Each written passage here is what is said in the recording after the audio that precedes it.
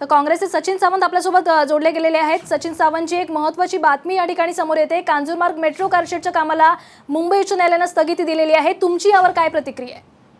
अत्यंत म्हणजे या निर्णयाचे दोन भाग आहेत। त्यातले एक अत्यंत दुर्दैवी आहे। त्यांनी काम थांबवण्याची जी भूमिका आता सांगितली, जी मला आता ऐकायला येत ना, ती त्यांच्याच 2 दिवसापूर्वीच्या कोर्टाच्या मताच्या विपरीत आहे। त्याचं कारण आहे, त्यांनी सांगितलं होतं की सरकार कुठलंही असू दे, ती सरकारची जागा जर असेल, केंद्र सरकार किंवा राज्य सरकार, तरी तोचा अधिकार जो आहे तो जनतेचा आहे आणि विकास कामं थांबवता कामा नयेत। आता त्याच्याच विरोधामध्ये हा निर्णय आहे, त्यामुळे थोडंसं आम्हाला दुःख आहे त्याचं।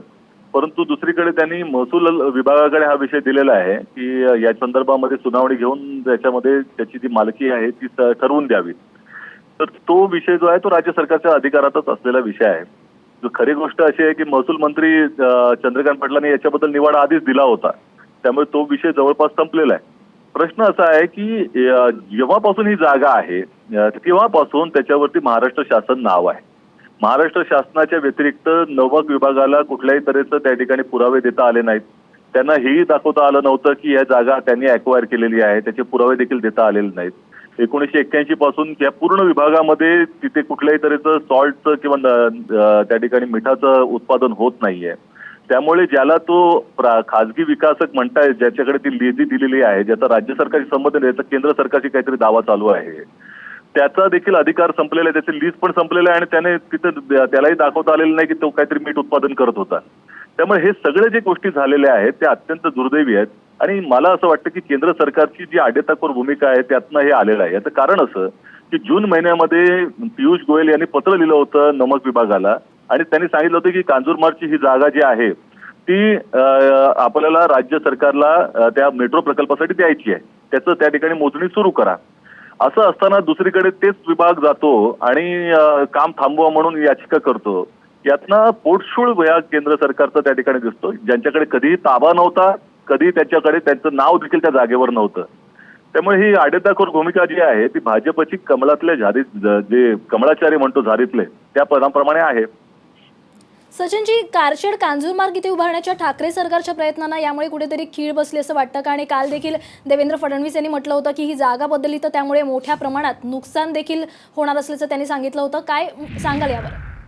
पहिली गोष्ट अशी की मेट्रो 3 प्रकल्पाची कारशेड आपण आरे कॉलनीमध्ये मधना तिथे हलवली, हे जरी खरं असतं तरी मेट्रो 6 जे प्रकल्प आहे त्याची कारशेड त्याच जागेवर होणार होती ना कांजूरमार्गला। त्याचं डीपीआर देखील कांजूरमार्गच्या जागेवरच आहे। मेट्रो 6 ची जागा कशी काय तिकडे असली असती, तिथे कशी होणार होती, हे फडणवीस साहेबांनी सांगावं। आणि त्याचबरोबर जे 4-5 हजार कोटी रुपये सतत सांगत होते की 5,000 कोटी रुपये द्यावे लागतील, 5,000 कोटी रुपये द्यावे लागतील, हे 5,000 कोटी रुपयाची ऑर्डर कुठे आहे ती दाखवता आली नाही त्यांना। त्यामुळे सातत्यानं दिशाभूल करण्याचा प्रयत्न चाललेला आहे। आजच्या परिस्थितीमध्ये ही जी काही निर्णय आलेला आहे याचं खरं जर कारण असेल तर ते केंद्र सरकारनं जाणीवपूर्वक ह्याच्यामध्ये अडथळा आणण्याचा जो प्रयत्न केला त्याच्यातनं आलेला आहे। त्यामुळे मुंबईकरांचा खरा दोषी जर असेल कोण तर केंद्र सरकार आहे। सचिनजी, काही वेळापूर्वी या संदर्भात किरीट सोमय्या यांनी देखील प्रतिक्रिया दिली होती आणि त्यांनी आता या प्रकरणावरून ठाकरे सरकारनं माफी मागावी आणि आदित्य ठाकरेंचा राजीनामा घ्यावा अशा प्रकारचं मत व्यक्त केलं होतं। यावर काय म्हणायचं तुम्हाला आता? नाही, गरोडिया नावाच्या विकासकाचे एजंट आहेत, त्यामुळे त्याच एजंट असल्याच्या थाटातनं ते बोलतायत। ह्याच्या मागे कोण आहे, या खाजगी विकासकाच्या मागे, हे मला असं वाटतं चौकशी करण्याची गरज आहे। जाणीवपूर्वक केंद्र सरकारनं अडथळा आणलाय। गेले 8 वर्षभर महाराष्ट्राची जनता पाहते की कशा तऱ्हेनं जाणीवपूर्वक महाराष्ट्र विकास आघाडी सरकारच्या कार्यक्रमामध्ये आणि त्या ठिकाणी विकास प्रकल्पामध्ये आड येण्याचं काम भाजपचं करते, केंद्र सरकारही करते आणि इतर यंत्रणांच्या माध्यमातून करते।